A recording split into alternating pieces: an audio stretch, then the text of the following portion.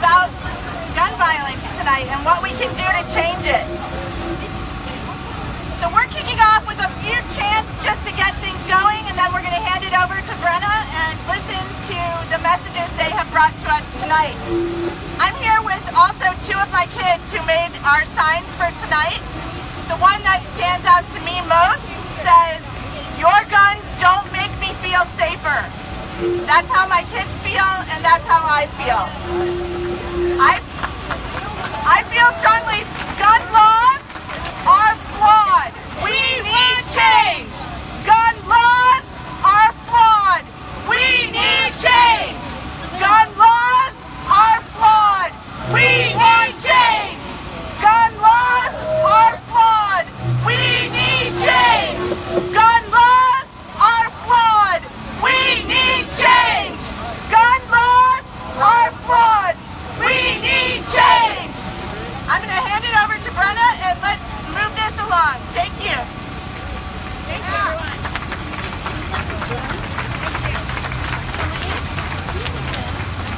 Thank you for coming today.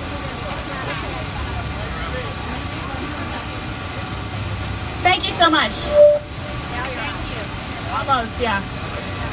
This has been a rapid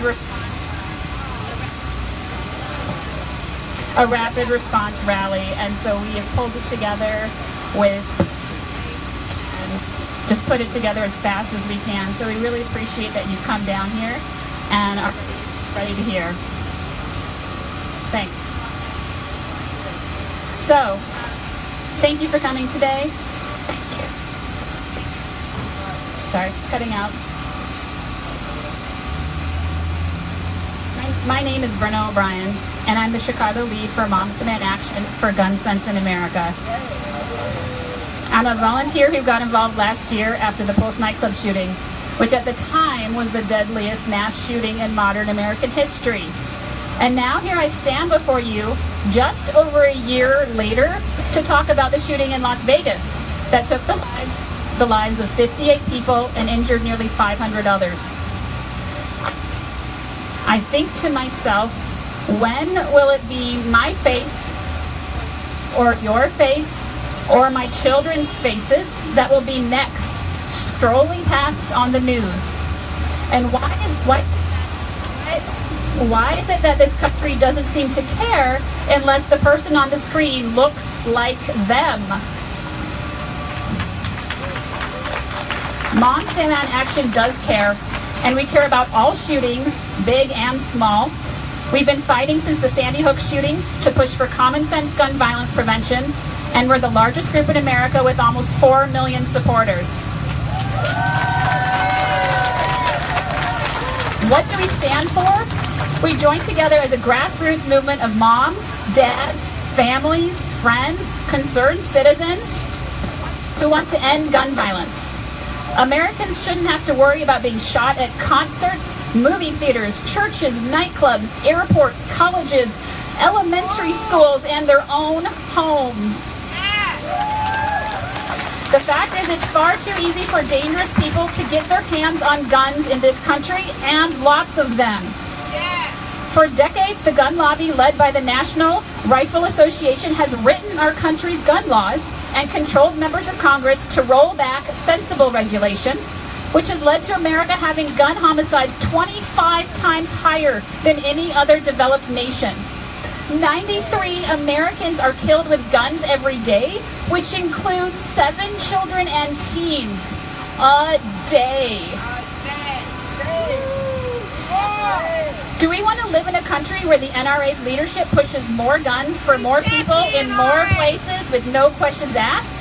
Or do we want to live in a country where we feel safe in our daily lives and our children don't have to regularly practice active shooter drills? Many people in some of Chicago's most struggling neighborhoods, the simple act of walking down the street has become a life or death struggle. We fight together for common sense gun laws that will protect all Americans. Thank you. I must admit to you, I'm terrified. We as a society are being terrorized. As John Feinblatt, the president of Everytown for Gun Safety, has said, public terror is not protected under the Constitution. Justice Scalia himself said the right secured by the Second Amendment is not unlimited. Oh, it's not. The NRA are not allowed to interpret the meaning of the Second Amendment.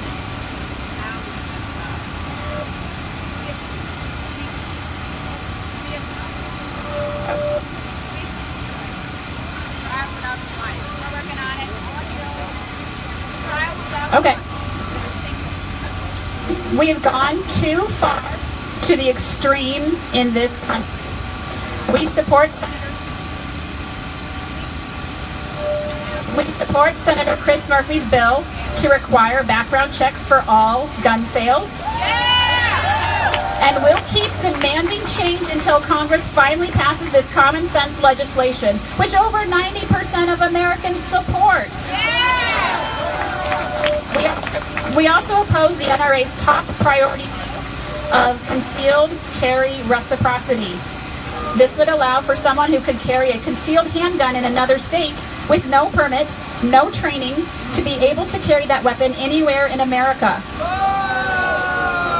This would override Illinois' good laws and force our state to recognize the weakest standards out there. Our country is at a defining moment.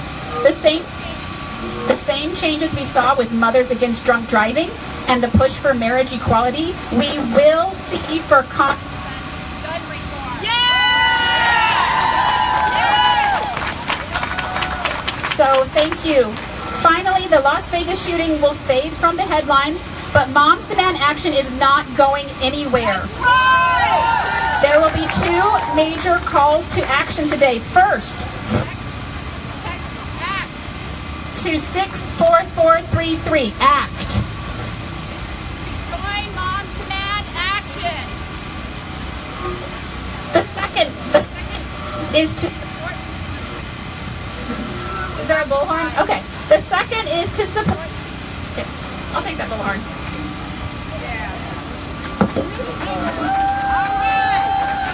This is how we do it old school. Rockin' old school. This is our first call to action. Text ACT to 64433. There'll be a second call to action about gun dealer licensing bill that Mark Washer will be telling you about. I just wanted to say I'm not afraid to speak up anymore.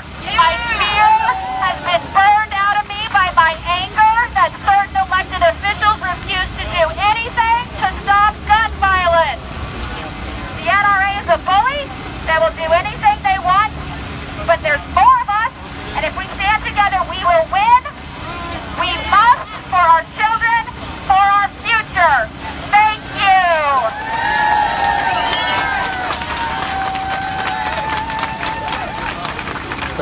Testing.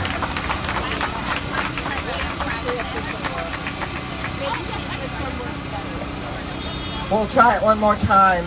I'm Congresswoman Jan Schakowsky, and I'm proud to stand with you.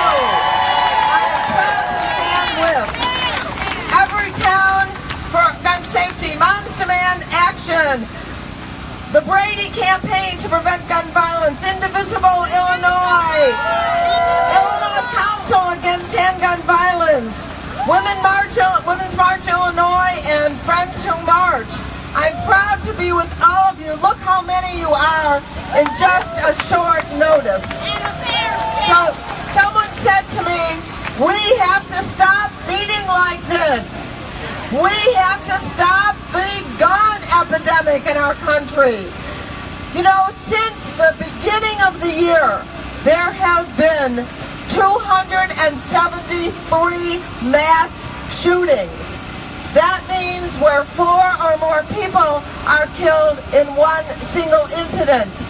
But in the city of Chicago, we know in the last 4 weeks, 58 people have been killed.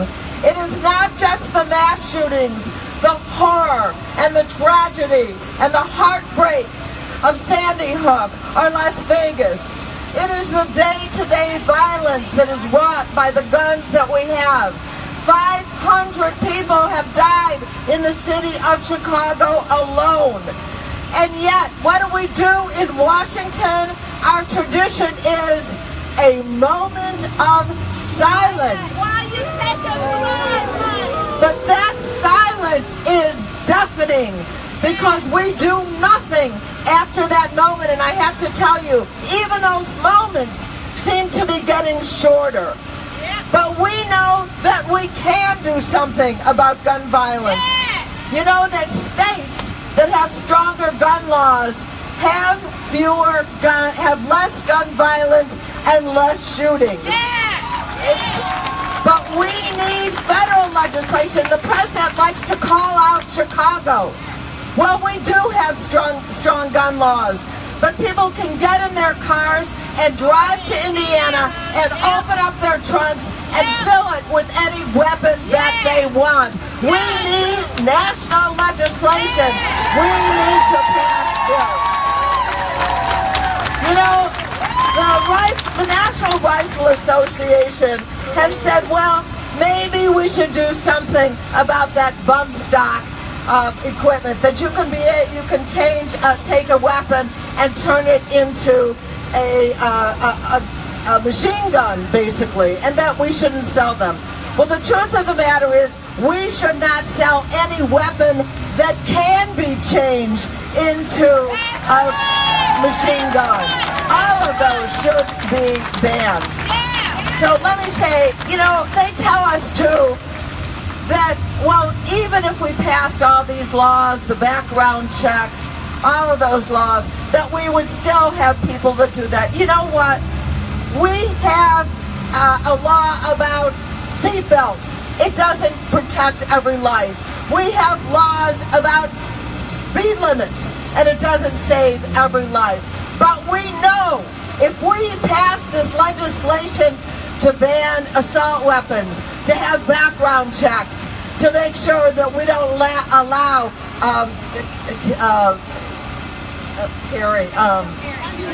conceal and carry to come to our state from anywhere in the country, where all you have to be is 18 years old and you can carry a gun.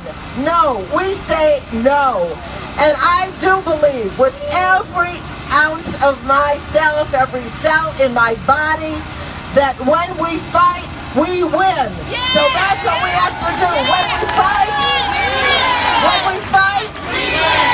we fight, we win. Thank you, everybody. We'll keep fighting.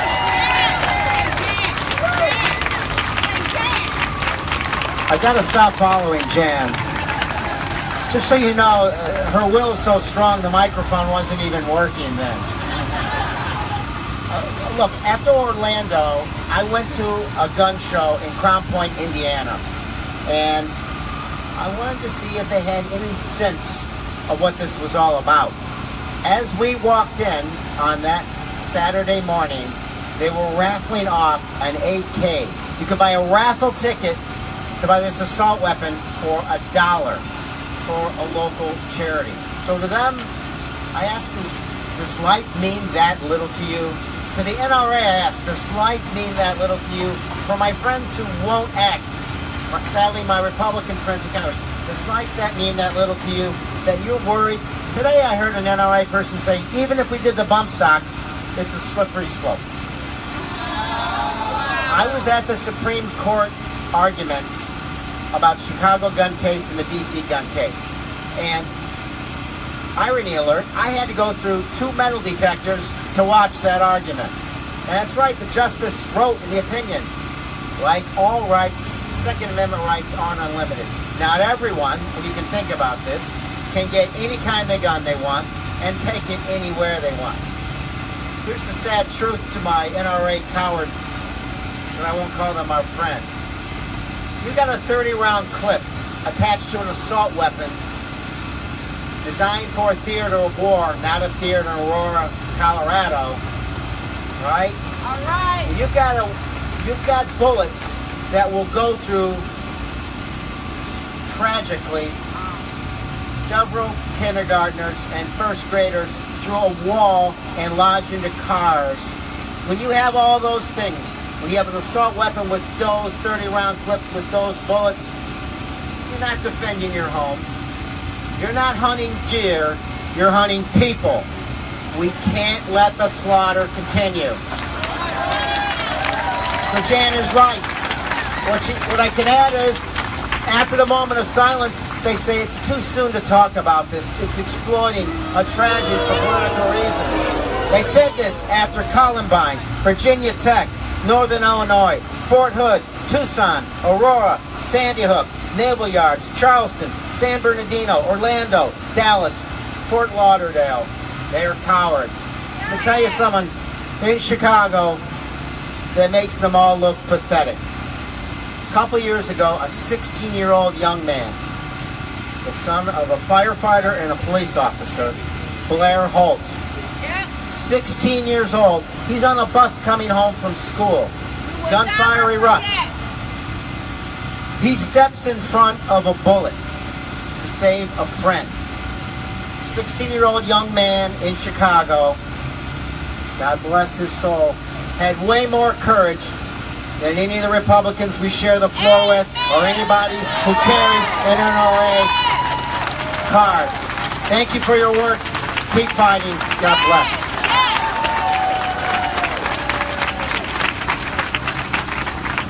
Okay, now we're going to hear from gubernatorial candidates Amaya Pawar and Daniel Biss. So hang on. All right.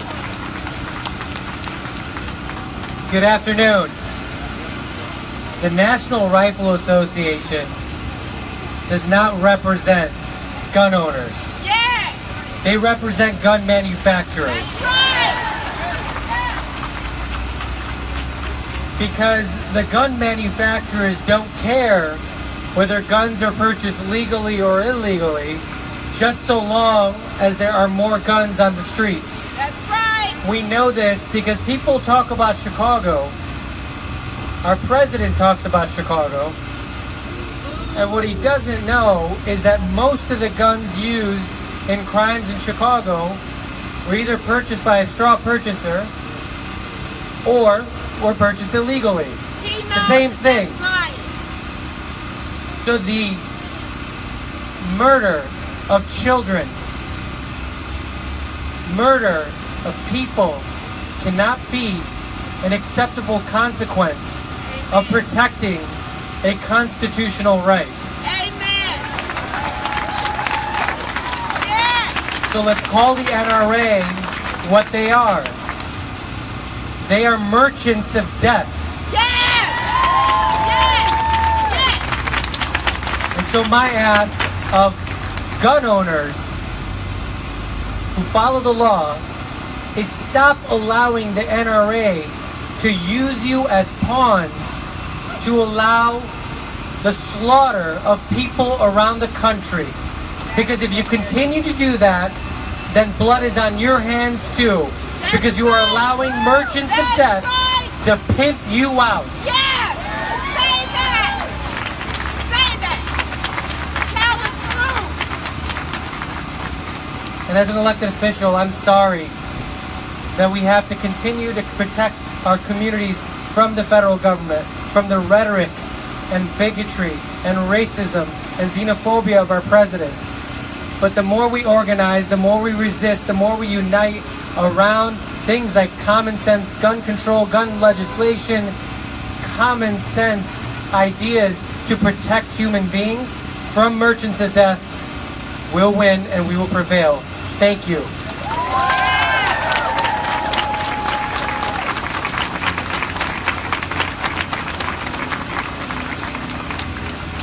Good evening. One more time. Good evening. Beautiful. I'm Daniel Biss. I'm state senator in the 9th District. I'm candidate for governor of Illinois. And like all of us, I am heartsick as we cope with the aftermath of what happened in Las Vegas. But let us know that we must be heartsick every day, that there is murder every day, that there is violence every day, that the racial consequences of that violence, that who is a victim and who is unsafe is a question that does not fall equally across our state and across our nation. And there is a mood out there of some people who want us to just give up. People who just want us to assume there's nothing that can be done. Then there are those who want to tell us that if we try to do something, we're politicizing tragedy. We're politicizing tragedy. That's it. Say that again. They already politicized it. They already politicized it. We are not politicizing tragedy. We are preventing tragedy. And the notion that we should respond to a problem by doing anything other than solving a problem is obscene and insulting. Amen. So let's start talking about solving problems. Yeah. And so let's start here. Thank you to the organizers. Thank you, Brenna O'Brien. Thank you, Moms Demand Action for Gun Sense in America. Thank you, Every Town for Gun Safety. Thank you for the Brady Campaign. Thank you, Indivisible Illinois. Thank you for the Women's March, and thank you to the Illinois Coalition Against Handgun Violence. And let me tell you why I am thanking these groups. I've been a legislator since the beginning of 2011. And when in 2011 and 2012 and 2013, we were voting on these issues, including in 2013 when we voted on concealed carry. I was proud to vote against that, and I wish our side had prevailed. Including then, what would happen in my office? We would be deluged with emails and calls and visits and letters and even faxes from NRA members, from people who opposed common sense gun safety laws. And the other side was the silent majority. We're not silent anymore. We're not quiet anymore. We're not going to sit back any longer. We're not going to wait for someone else to decide the outcome of these policy questions anymore. We're not going to pretend that this is somebody else's problem. This is all of our problem. And right now, in 2017, when we vote on these issues, my phone is ringing off the hook with people in Federal Plaza today, and our friends, and our friends' friends, and our friends' friends, and the tide has begun to turn. That's not because of any politician, that's not because of any elected leader, that's because of us, that's because of you, that's because of these organizations, and that's because of the movement that we are building across this country that says enough of the killing. And so the question then is, what do we do? And you heard from previous speakers that Donald Trump loves to talk about all of the laws that we have on the books in the city of Chicago. And we unfortunately have to talk about the fact that there's not an impermeable border at the Chicago boundary, and that guns that are purchased outside of the city of Chicago can make it through. But guess what? I'm a state legislator, and we get to make laws for the whole state of Illinois. Let's build a wall there. Let's not build a wall, actually, but let's pass a law. And here's the law that we ought to pass. Bill called Senate Bill 1657. It's a gun dealer licensing bill. There are just a few stores in the suburbs, honestly, just 3 or 4 stores in the suburbs from which an extraordinary number of the guns used to commit violent crimes in the city are purchased, and we can't do anything about it because the state does not have a license for those stores. We could fix that problem tomorrow. And the bill that does it, Senate Bill 1657, already passed out of the Senate. I was proud to co-sponsor that bill, proud to fight for it, proud to work with these advocates. It is waiting in the House for a vote. We need to pass that bill out of the House, and we need to do it now. And the good news is there are people here in this audience holding up signs. There's 2 right over there.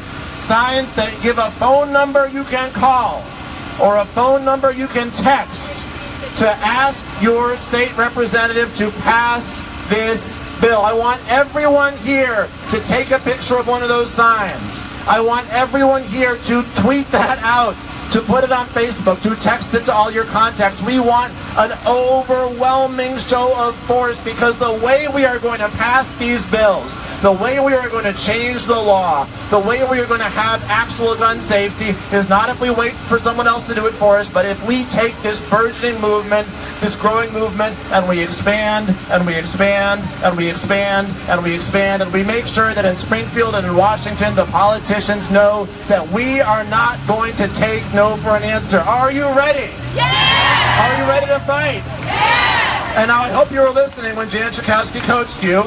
When we fight, we win! When we fight, we win! When we fight, we win! Thank you very much.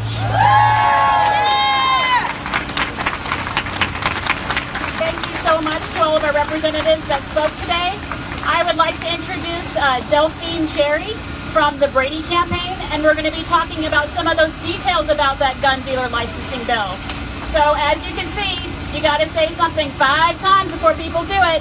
Text GDL, gun dealer licensing, to 877-877. Thank you. Good evening. My name is Delphine Cherry. I support 1657. I've lost 2 children to gun violence. My oldest, Thaisa, that was 16, leaving the theater, and she was struck in the head by a stray bullet. The person that killed her was only 14. He was given a gun by an adult that was not supposed to have a gun illegally. 20 years later, my son Tyler Randolph, on his way to a party, leaving my house, was shot down in front of my home. I've traced these guns back to Indiana and to these gun shops. It's really easy to get a gun. I got one. I didn't need a license. I didn't need anything. I just need the back of somebody's car. We need to support 1657. Let's stop this.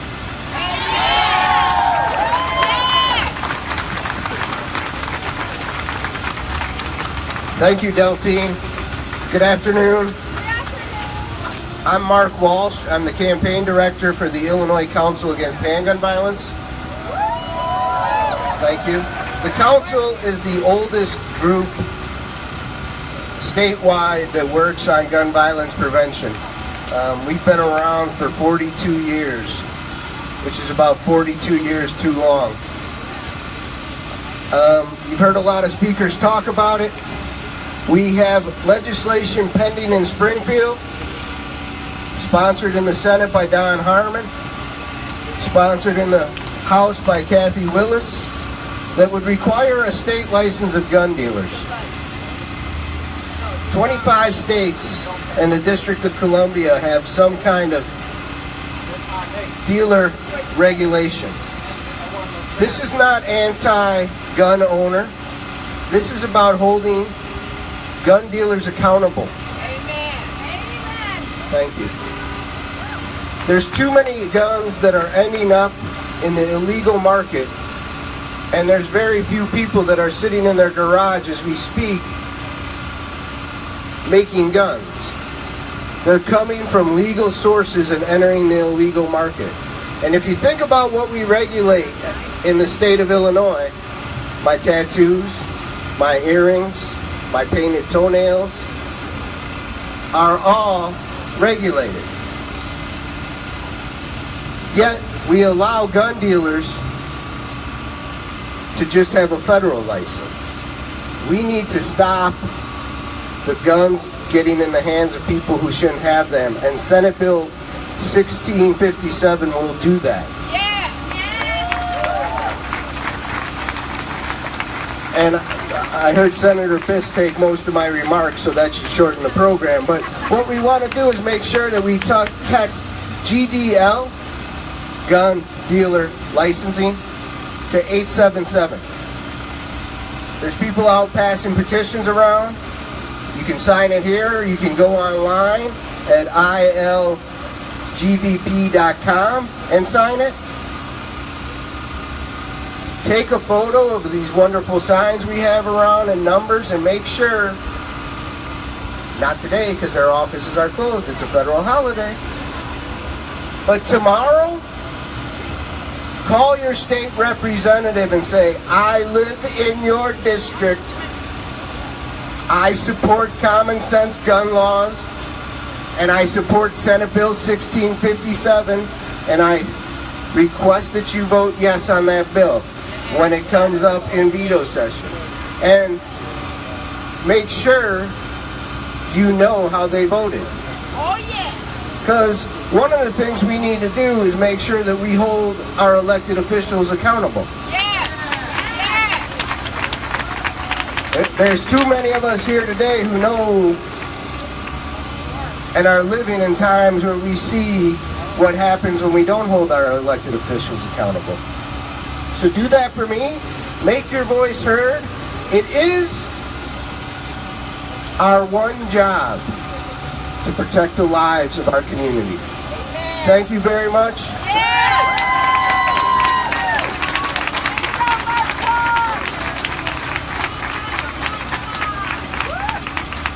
Good afternoon, everyone. My name's Aaron Goldstein. I'm the committeeman of the 33rd Ward, and I'm running for Attorney General. I'm here to tell you that we all mourn for the victims of this senseless violence and gun violence. But you know what? What we're doing right now is the ultimate honor of those victims, standing up and stopping this nonsense right now. And we will not stop. Now, before I introduce a wonderful young man who's going to speak to you, I want to tell you a little bit about some of the things the Attorney General can do and some other things we can do. The NRA, that is a wholly owned subsidiary of the gun manufacturers. Point blank. Their bottom line is the bottom line. They don't care about lives. They care about money. So we got to hurt them where their bottom line is, and that's in the pocketbook. $30 million to Trump. Absolutely. Absolutely. And you know what else? They get immunity. If I'm a food company and I give you some food that makes you sick, I'm responsible for that. If I'm a toy company and I give you a toy, or you buy a toy for your kid and your kid gets hurt from that toy, you're responsible for it. But the gun manufacturer that puts these weapons of death out into the community, they get immunity. We need to stop that right now.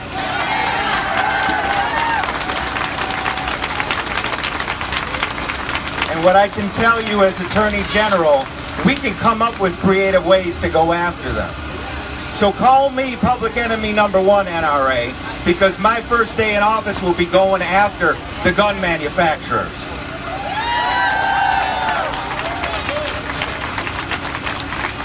Now I want to introduce a beautiful young man, a great poet. His name is B-Ra-Il Ali. Come on up, B-Ra.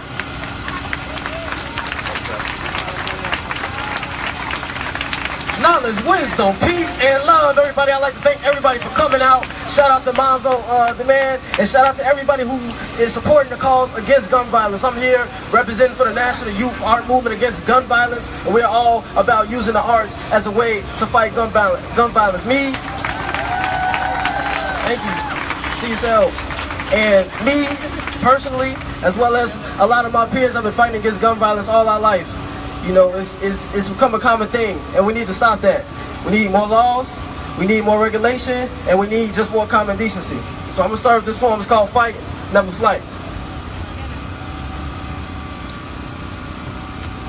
Every time I watch CNN, Fox News, or ABC, all I see is body bags, body bags. Every time I log on to Facebook, Instagram, or Twitter, all the posts are about body bags, body bags.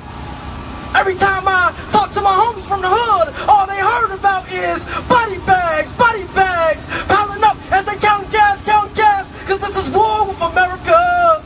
Yeah, this is war with America, America. No swords, all guns, but a high better run. Your wife and children, cause ain't no blood on no land gonna stop this nuclear bomb from devastating your land. 1945, Hiroshima, Japan, with one button pushed by one man, kaboom.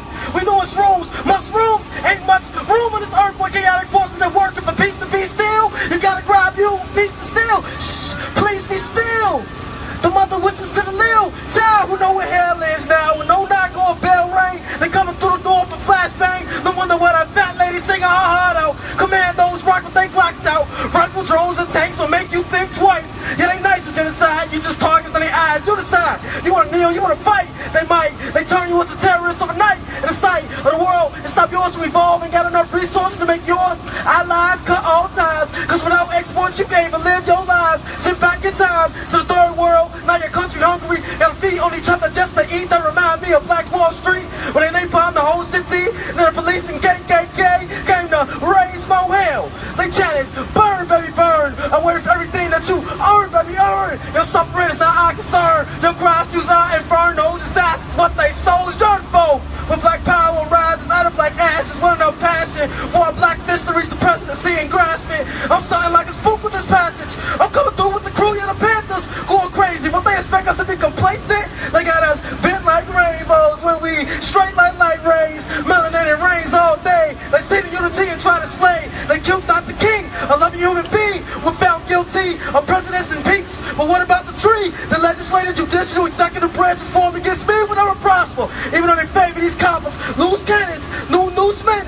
We sick and tired of being sick and tired of you using your power to oppress our lives. The worst is Willie Lynch's Zimmermen are still alive. How can we win a war when there's a battle inside? The hood is filled with black gangsters, with white supremacist minds. We live in poverty, so flash and cash fill desires. To lack of and desperation lead them to the fire. I say the hood is filled with black and brown kids ready to rise. Poor educations on their minds are never satisfied, but they know that kings and queens of false authority gets denied. Even though to be revolutionary may mean suicide, they say it's time to hoodie up, grow afros and ride or die. Cause they know we just targets in our eyes, so we decide we ain't gon' kneel, we gon' fight with all our might. Black power everlasting like the cosmic night. Our excellence overshadows the enemy needs to battle. The world needs us like scum needs scrubs, or like wall need plugs, or like street needs signs. And that's one thing I'm proud to be is African in America, born and raised on the war on drugs. My condition turned me to a thug life. And I never think twice, cause my first thought is always fight, never flight. And when you fight, you win. And when you fight, you win. And when you fight, you win. Thank you very much.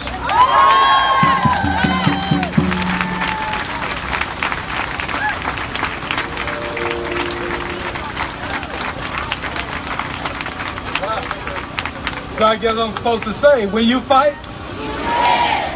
All right, well, good evening. My name is Bradley Johnson. I work with an organization called BUILD. BUILD is a youth organization founded in 1969 where we work with youth, primarily on the west side. And so I know why we're here, but I'm not here to talk about gun violence. What I'm here to talk about is opportunity. In the work that I do with BUILD, we're taking a stand on behalf of our children and our youth. We believe that every young person deserves a chance for a bright future, regardless of their circumstances. We have for years, we've empowered thousands of Chicago's youth in our West Side communities, brown and black youth, to overcome gangs, to overcome violence and the obstacles to their success. And we're accomplishing this work through our after-school programs to educate youth on the importance of talking things out, not using violence or guns as a way to solve conflicts. What we're doing now, we're trusting our elected officials. We're trusting our community to fight on behalf of our youth, to fight on behalf of their futures, to fight on behalf of our future, to use sound judgment and sound reason so that we can create that beloved community, that community that surrounds our youth, that enables them to have every opportunity possible. Again, I stress the word opportunity. We cannot take away opportunities. We know that many times, as been stated before, their lives have been cut off and it could have been prevented. What I'm asking you to do, what I'm asking our elected officials to do, is to stand with our children, to stand for our children, to stand for our youth, to stand for our future.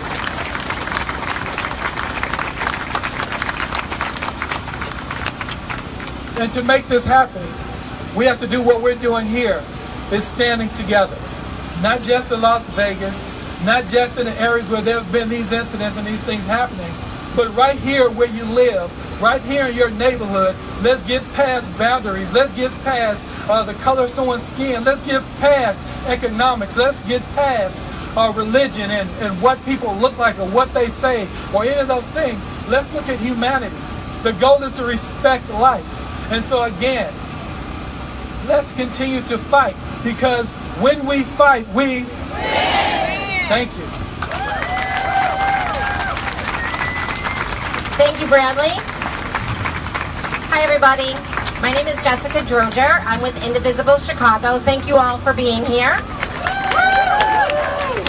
So, as you can see from the crowd here, that there's a lot of energy around gun reform after a tragedy like Las Vegas, or Pulse, or Sandy Hook. And everybody stands up and screams for gun reform, and there's all this energy. But unfortunately, as many of the speakers have already pointed out, we've got tens of thousands of people that are killed or injured every single year by guns. And that stuff kind of falls off the radar if we even know about it. So we have to keep the energy up, and we have to keep fighting for common sense gun reform. But we also need to talk about the individuals who are impacted by our gun culture. And in Chicago, we know that our gun culture disproportionately impacts communities of color. And that's both due to the proliferation of guns and the easy access to guns, but it's also due to the unequal enforcement of the frequently ignored gun laws. So gun reform is necessary, it's important, and it's urgent. But to be effective, to save lives, we cannot lose sight of the importance of racial justice in the enforcement and drafting of our laws. And we must value every single one of the 30,000 lives lost every year due to guns, and not just those lives lost due to mass shootings. Thank you very much.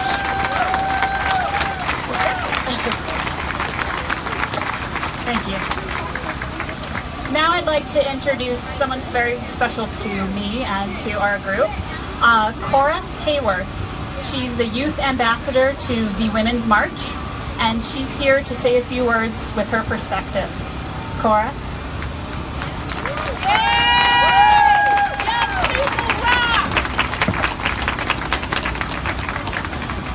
Hi, my name is Cora Hayworth, and I am an 8th grader at Academy for Global Citizenship, which is a public school near Midway Airport. I have been volunteering with my mom for about a year with Moms Demand Action. I am also one of the 32 youth ambassadors for the Women's March on Washington. I am honored to have the opportunity to speak here today, but I am also deeply saddened by the circumstances that have brought us together. I first want to give my condolences and love to the families affected by the senseless mass shooting in Las Vegas. My heart aches for the children left without moms or dads, or parents left without one of their children, and spouses left without their best friend. I hope and pray for those still recovering in the hospital that they can heal and recover from this traumatic event. I will turn 14 in 14 days, and I'm really excited about graduating 8th grade soon and going on to high school. But in my short time on this earth, I can tell you that I am tired. How ridiculous is that? I'm nearly 14 years old, and I am tired. I'm tired of hearing about mass shootings in our country. I am tired of reading about people being gunned down when they are just trying to go about their daily lives. I am tired of wondering what next. Will one of my 5 siblings or someone else that I love be the next victim? Will I be the next victim? My father is a Chicago police officer, and he is one of my heroes. He leaves the house every day, potentially facing danger, and I am tired of worrying if my father will get shot by someone who has easily gotten their hands on a gun. But even worse, I am tired of my dad having to worry if I will be the victim of gun violence one day. I am tired. I am tired of watching politicians line their pockets with money from the NRA.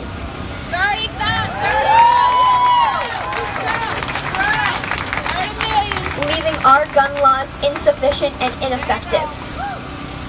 I applaud the lawmakers who are here today. Thank you for standing up against the NRA, because it is going to be all of you who make the future brighter and safer for kids like me. I will not stop advocating for sensible changes in our gun laws, and I will continue to call out lawmakers who care more about money than human lives. I encourage you to join me. We need to keep fighting, everyone, for the victims of Las Vegas, for the victims of all gun violence in our country, and for all the people like me who are tired of living in a country awash with guns. I am tired, but I know that together we can help reduce the gun violence in our country. Thank you, and all my love to those affected by the tragedy in Las Vegas.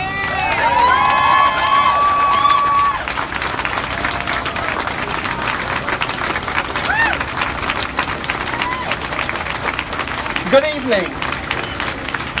My name is Veronica Johnson, Reverend Veronica Johnson, Associate Pastor of Greater Bethesda Baptist Church on 53rd in Michigan, and I'm humbled for this opportunity to speak with you today. Thank you for the organizers, Moms Demand Action, and thank you for showing up. Your presence is powerful.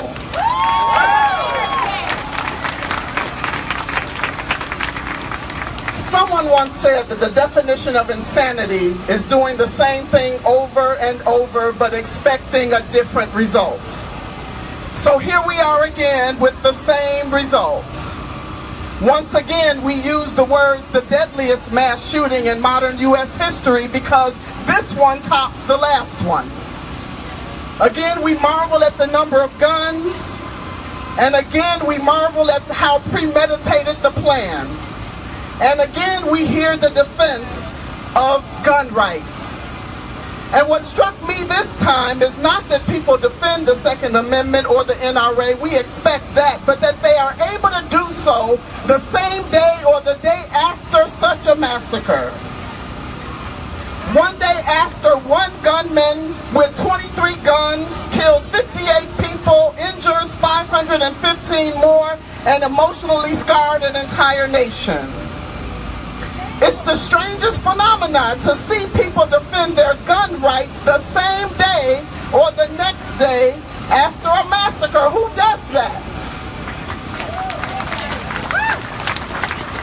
Where is their moral conscience?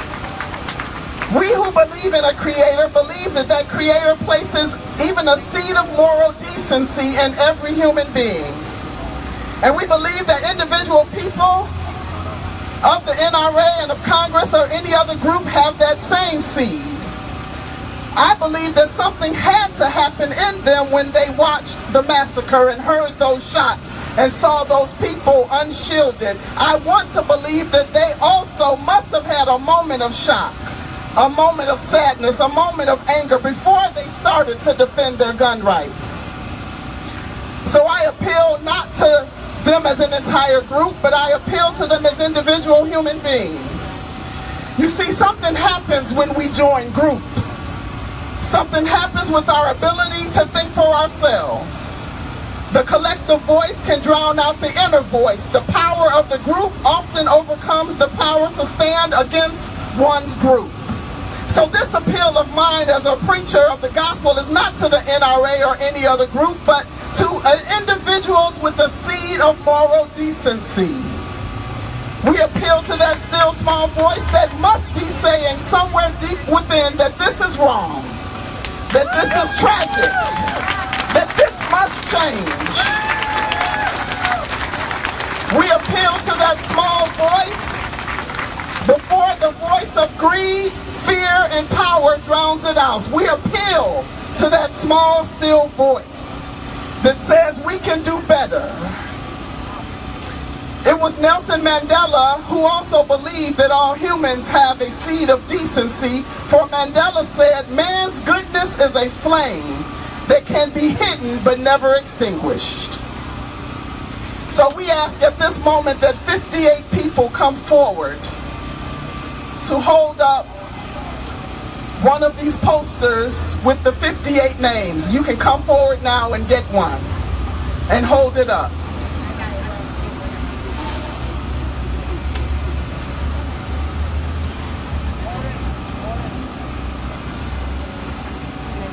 We know that there were 58 victims who were killed, murdered in Las Vegas. That's just about equal to the 58 on the streets of Chicago every month. But we'll take the attention that the 58 in Las Vegas brought for us to come out and speak against the very guns that also killed the 58 per month in Chicago.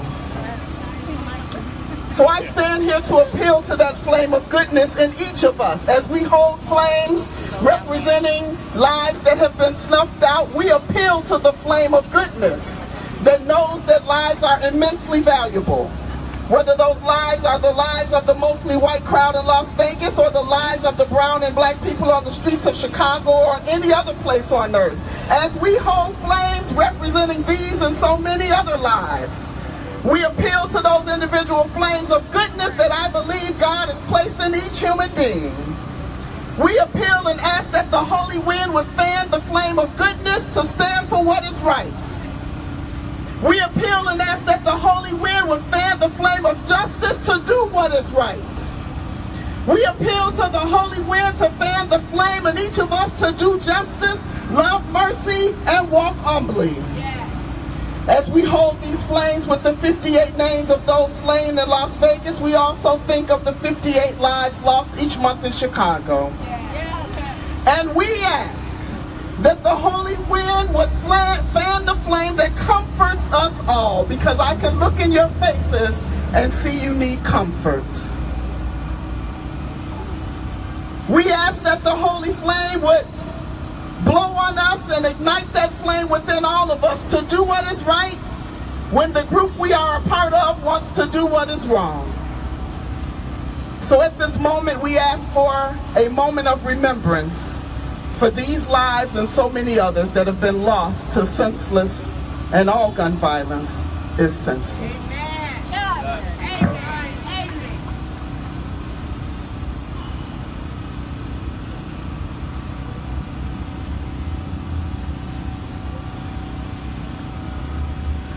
We will now beat a drum for the 58 lives lost in Las Vegas.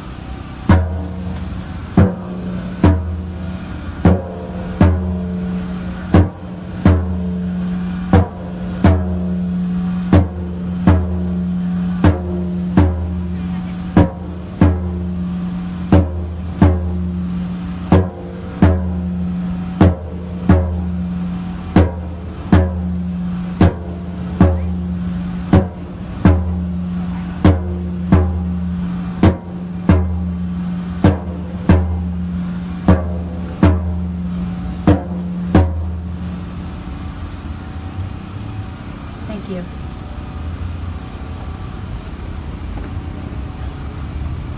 Thank you all for coming.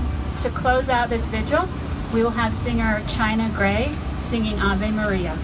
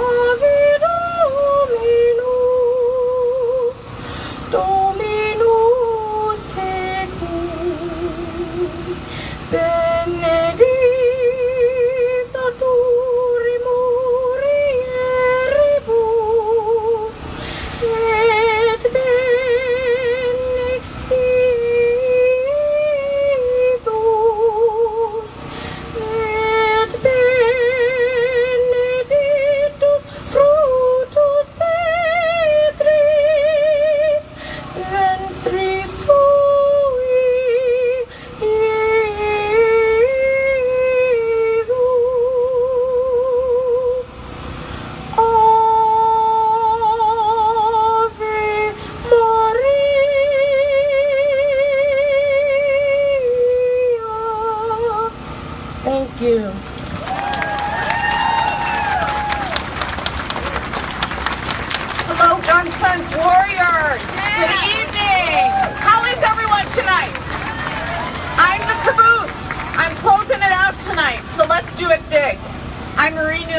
running for Congress in the 3rd District against Dan Lipinski in the Democratic primary. So pleased to see everybody here tonight. Lots of familiar faces, so hello to everyone. 2 words. No more. Say it with me. No more. No more. No more lies. No more lies. And also 3 words. Get it done. Get background checks done. Get it done. Tell your Republican congressman no more lies and get it done. Have a great night.